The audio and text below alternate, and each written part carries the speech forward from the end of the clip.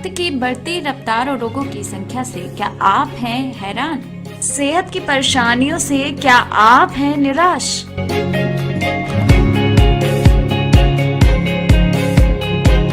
तो हेल्थलाइन लेकर आया है तमाम बीमारियों के अनसुलझे राज।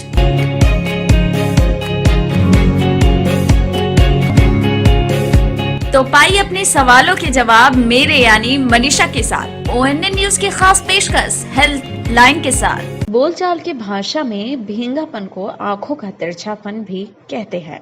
अगर इस समस्या का समय पर पता न चले और इलाज न कराया जाए तो बाद में इसका पूरी तरह ठीक होना थोड़ा मुश्किल हो जाता है। लखनऊ के नजर अस्पताल के आंखों के जाने माने डॉक्टर मोहम्मद अतीक कहते हैं कि आंखों का भैंगापन या तिरछापन, जिसको अंग्रेजी में स्क्विड कहते हैं, ऐसी बीमारी है जो किसी भी उम्र में आदमी और औरत को हो सकती है।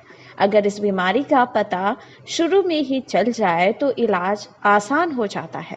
साथ ही ये भी बताया कि किसी भी अन्य समस्या की तरह भैंगापन का भी इलाज संभव है, लेकिन भैंगापन के इलाज के बारे में जानने से पहले ये जानते हैं कि आखिर भैंगापन है क्या।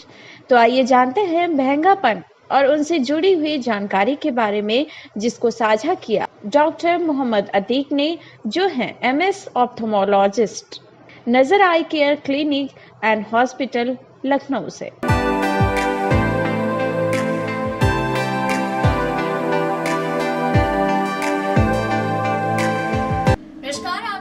न्यूज में मनीषा आप सभी का स्वागत करती हूँ। ONN न्यूज के खास कार्यक्रम हेल्थलाइन में, जिसमें हम आपको रूबरू कराते हैं रोगों के बारे में, देते हैं जानकारियाँ, मुलाकात करवाते हैं आपके एक्सपर्ट से, डॉक्टर से। इसी क्रम को आगे बढ़ाते हैं। दोस्तों, हमारी जो आंखें हैं ऊपर वाले द्वारा दी गई एक अनमोल तोहफों में से एक है और इसकी देखभाल करना भी हमारे लिए बहुत जरूरी है। छोटी छोटी बातों का ध्यान रखें, हम इसका देखभाल कर सकते हैं, हम इसको सेफ रख सकते हैं। लेकिन कुछ बीमारियां ऐसी होती हैं आंखों से जुड़ी हुई, या कुछ प्रॉब्लम्स ऐसे होते हैं जो हमें जन्मजात मिल जाते हैं। इन्हीं में से एक बीमारी या एक प्रॉब्लम है भैंगापन, जिसे स्क्विड भी कहते हैं। इसी के बारे में आज हम चर्चा करेंगे डॉक्टर मोहम्मद अतीक जी से, जो कि ऑप्थेल्मोलॉजिस्ट हैं। सर, सबसे पहले आपका बहुत बहुत स्वागत है। सर, जैसे कि आज हम बात कर रहे हैं भैंगापन के बारे में, तो सर ये क्या होता है? सबसे पहले इसके बारे में थोड़ा सा बताइए। हमारे मनुष्य जात को दो आंखें इस एतबार से मिली है कि दोनों आंखें अलग अलग देखते हुए भी एक इमेज बनती है दिमाग में। ठीक, इसकी कारण यह है कि आंख दोनों एकदम पैरेलल सीधी होती है। यदि किसी वजह से ये पैरेललिज्म खत्म हो जाए, यानी दोनों आंखें एक साथ सीधी ना रहे, थोड़ा सा कोण बनने लगे दोनों आंखों के फ्रंट लाइन में, तो इसे भींगापन कहते हैं। ये जन्मजात भी होता है, बचपन में भी हो जाता है और बाद में बड़ी उम्र पे भी होता है। सर, जैसे कि अभी आपने बताया कि जन्मजात भी होता है, तो कितने % चांसेस होते हैं कि ये जेनेटिक भी इशू जो है क्रिएट होता है, कि अगर माँ बाप में से किसी को है तो बच्चों में हो जाता है? ऐसा रेयर है जी, ऐसा बहुत कम होता है। यूजुअली जन्म से पहले माँ के पेट में जब बच्चा होता है उस समय माँ को कोई बीमारियाँ हो जाएं, उसकी वजह से, या कुछ डेवलपमेंट में कमी हो जाए, उसकी वजह से ऐसा होता है। सर, जैसा कि ये समाज है, समाज में जो भैंगापन है उसको बहुत कुदृष्टि से लोग देखते हैं, तो सर मैं आपसे जानना चाहूंगी इसके होने का कारण क्या होता है? जैसा कि अभी आपने बताया कि जेनेटिक भी हो सकता है, लेकिन क्या और भी कोई प्रॉब्लम्स होते हैं जिसकी वजह से, या कोई रिस्क फैक्टर्स होते हैं कि जिसकी वजह से आगे चल के प्रॉब्लम हो सकती है? सबसे ज़्यादा बड़ा कारण जो है वो न्यूरोलॉजिकल वीकनेस है, और ये जेनेटिक नहीं होता। ये या तो पैदाइश के समय नर्व्स को में चोट लग जाने की वजह से, या डेवलपमेंट की कमी की वजह से होता है, और बाद में कभी चोट लग जाने की वजह से भी होता है। दूसरा कारण जो है भींगेपन का, जो बहुत इम्पॉर्टेंट है और जो बहुत आसानी से क्योर किया जा सकता है, कि बच्चों में चश्मा की ज़रूरत होती है बहुत बचपन से ही, और अगर उसको इग्नोर कर दिया जाए तो एक रोशनी की कमी की वजह से, पर्दे पे रोशनी की कमी की वजह से जो है वो आंखें घूम जाती हैं। सही देखने की वजह से एक चीज़ होती है अकोमोडेशन, उसकी वजह से आंखें जो हैं वो घूम जाती हैं। ये तिरछापन जो है या ये भींगापन जो है वो बहुत आसानी से ठीक किया जा सकता है बच्चों में। और दूसरा जो बड़ी उम्र पे भींगापन होता है आमतौर पे मसल्स की कमज़ोरी से, जैसा कि मायस्थीनिया ग्रेविस, थायराइड या मायोपैथीज की वजह से हो जाता है, या डायबिटीज़ ब्लड प्रेशर में न्यूरोलॉजिकल डैमेजेस होते हैं उसकी वजह से हो जाता है। ठीक है सर, जैसा कि अभी आपने बताया कुछ बीमारियों के आपने नाम लिया, डायबिटीज़ हो गया या फिर थायराइड हो गया, इन सब चीज़ों के बारे में बताया कि इनसे भी भींगापन होने की संभावना हो सकती है। तो सर आजकल देखा जाए डायबिटीज़ बहुत ज़्यादा अपना प्रकोप फैला चुका है, हर एक दूसरे इंसान को डायबिटीज़ है। तो जब डायबिटीज़ वाला पेशेंट एक डॉक्टर के पास जाता है तो कभी वो नहीं बोलते हैं कि आपको अपना आँख भी चेकअप करवाना चाहिए। तो सर क्या ज़रूरी होता है कि एक डायबिटिक पेशेंट को सबसे पहले अपने आँखों की भी चेकअप करवानी चाहिए? डायबिटीज़ एक ऐसी बीमारी है जो 4 टारगेट ऑर्गन्स को अफेक्ट करती है, जिसमें से एक आँख है, उसके अलावा दिल, गुर्दा और दिमाग 3 और चीज़ें हैं। तो अगर किसी को भी डायबिटीज़ है तो इन चारों चीज़ों का रेगुलर चेकअप होना चाहिए। जहाँ तक कि भींगापन का सवाल है, डायबिटीज़ में भींगापन बहुत रेयर होता है, लेकिन एक कॉज था तो इसलिए मैंने आपको बताया। जो सबसे ज़्यादा इम्पोर्टेंट कॉज है वो न्यूरोलॉजिकल वीकनेस है, जो जन्मजात भी हो सकती है, बचपन में भी हो सकती है, जैसे बहुत तेज़ बुखार आया, दिमागी बुखार आया, उसकी वजह से हो गई। या दूसरा जो अहम कारण हमने पहले ही बताया कि चश्मे की वजह से होती है। अगर बच्चे को चश्मा लग रहा है और उसको चश्मा ना लगाया जाए तो उसको भींगापन हो सकता है। ये तो बात हो गई बीमारी की। अब इसके निदान की बात कर लेते हैं कि जो भींगापन है अगर जन्मजात है या जन्म के बाद भी हो सकता है, तो इसे कैसे दूर करें? वो आँखों की पूरी तरह से जाँच है।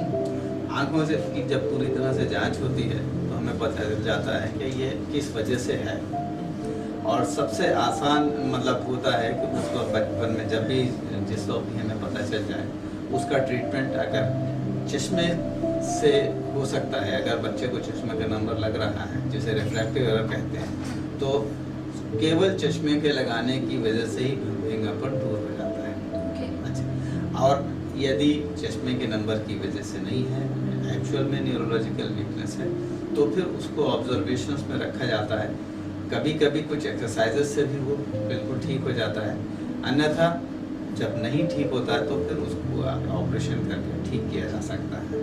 यहाँ एक बात बहुत इम्पॉर्टेंट है कि बचपन में या इन्फेंटाइल एज में जब भी भींगापन होता है उसको तुरंत उसका निदान कराना चाहिए, क्योंकि उस वक्त हमारे आँख के पर्दे का डेवलपमेंट की स्टेजेस होती हैं। उस वक्त पर्दा डेवलप हो रहा होता है। यदि उस समय आँख सीधी हो जाती है तो दोनों आँख की रोशनी सही रहती है। और अगर किसी वजह से भींगापन उस वक्त ना सही कर गया तो एक एज पे ये हमारा डेवलपमेंट रुक जाता है। 8 से 9 साल की उम्र में जो है पर्दे का डेवलपमेंट बंद हो जाता है। तो उस समय फिर पर्दा डेवलप नहीं हो पाता अगर उस वक्त तक के नहीं किया जाता, और ऐसी कंडीशन में बाद में एक आँख में रोशनी हमेशा के लिए कम हो जाती है।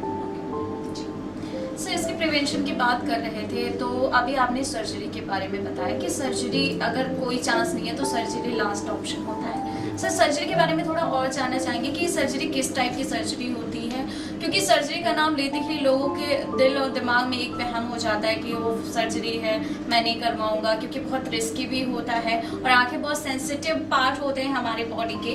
तो सर सर्जरी क्या ये बहुत रिस्की होता है? कितने दिनों तक चलता है? जो पेशेंट होता है कितना दिनों में अपना नॉर्मल रूटीन फॉलो कर सकता है? और भी चीज़ें बताइए। सर्जरी बिल्कुल भी खतरनाक चीज़ नहीं है और बहुत सिंपल से ऑपरेशंस होते हैं। इसमें आँख की मांसपेशियां हैं जो आँख के डेले को घुमाती हैं। इन मांसपेशियों को एडजस्ट किया जाता है, कुछ या तो उनको थोड़ा स्ट्रेंथन किया जाता है उनमें, और या उनको थोड़ा वीक किया जाता है। तो जब भी कभी स्क्विट होता है तो ये सेट होता है हमारे दो मसल्स का। एक मसल्स को हम स्ट्रेंथन करते हैं, दूसरे को वीक करते हैं और इस तरह से आँख को सीधा कर देते हैं। ठीक, और इसमें रिकवरी पीरियड जो है हफ्ता 10 दिन का होता है और कोई परेशानी की बात नहीं है। बस बच्चों में ये होता है कि अगर बच्चे में करना है तो उसको बेहोशी की हालत बेहोश करके करना पड़ता है। बड़ों में जो है वो बगैर बेहोशी के भी हो जाता है। थोड़ा भी बच्चा समझदार है तो बगैर बेहोशी के भी ये ऑपरेशन हो जाता है। ऐसा जिसमें कोई ऐसी परेशानी नहीं है, बड़ी परेशानी। जी जी। सर, सर्जरी के पहले यानी कि प्री सर्जरी, पोस्ट सर्जरी किन किन बातों का ध्यान रखना चाहिए पेशेंट को, इसके बारे में थोड़ा बताएं। सर्जरी से पहले यूजुअली सारे हमारे जो पैरामीटर्स हैं उनको चेक होना चाहिए। एक तो स्क्विंट को बहुत अच्छी तरह से चेक करके ये पता कराया जाता है कि कितना किस मसल्स को हमें एडजस्ट करना है जी। और दूसरा ये कि जब भी बच्चों में सर्जरी की जाती है और मसल्स पे सर्जरी करना है तो उनके कुछ जांचें बहुत अहम होती हैं, जो उनकी जांचें हैं जिसके लिए जो ज़रूरी हैं, क्योंकि बेहोशी में ऑपरेशन होता है तो कुछ बेहोशी के एतबार से जांचें होती हैं। मसलन के कोई बीमारी तो नहीं और बदन में है जो बेहोशी करने में जो है उसको नुकसान हो सकता है, उसको रूल आउट करना जरूरी है। ओके सर, जाते जाते हम चाहेंगे आप हमारे ऑडियंस के लिए, हमारे दर्शकों के लिए अपने तरफ से कोई सजेशन, कोई सुझाव दें कि कैसे वो अपने आंखों को हेल्दी रखें। मैं ये कहूँगा कि जब भी कभी कहीं आप कोई स्क्विंट का पेशेंट देखें यानी भींगापन का, ख़ास तौर से बच्चा, तो उसके इलाज में देर ना करें, उसकी फ़ौरन जांच कराएं और यदि उसी वक्त जांच हो जाती है तो हम उसका एक बड़ा उपकार उसके साथ ये करेंगे कि उसकी एक आँख की रोशनी जो ख़तरे में है, अगर स्क्विंट सही ना हुआ तो वो कम रह सकती है, वो सही हो जाएगी और उसका उस आँख का सही डेवलपमेंट हो जाएगा और उस आँख में रोशनी अच्छी आ जाएगी। बहुत बहुत शुक्रिया सर हमारे साथ जुड़ने के लिए। Thank you. तो आज हमारे साथ जुड़े हुए थे डॉक्टर मोहम्मद अतीक जी, जिन्होंने भींगापन के बारे में बताया कि ये बीमारी क्यों होती है, साथ में ये भी बताया कि अब इसका भी इलाज है। अगर आपके आसपास भी कोई इस बीमारी से ग्रसित है या लगता है कि उसका इलाज होना है तो आप डॉक्टर से परामर्श करें, संपर्क करें। इसी के साथ मुझे यानी मनीषा को दे इजाजत। बने रहो न्यूज़ पर। नमस्कार।